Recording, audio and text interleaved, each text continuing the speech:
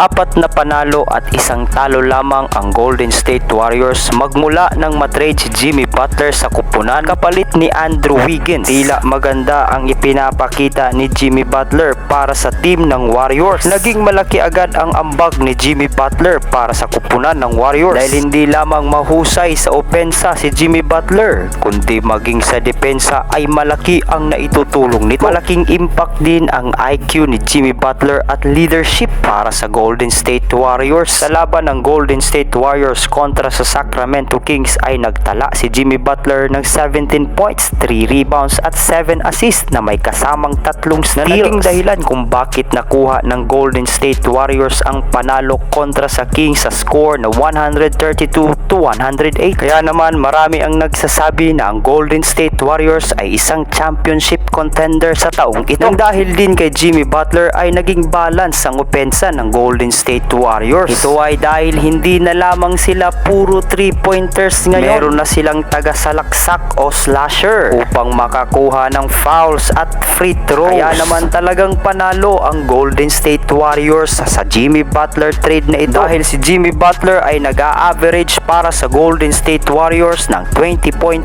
points, 6.2 rebounds, 5.6 assists at may kasama pang 1.6 steals per game sa kanilang huling 5 laro.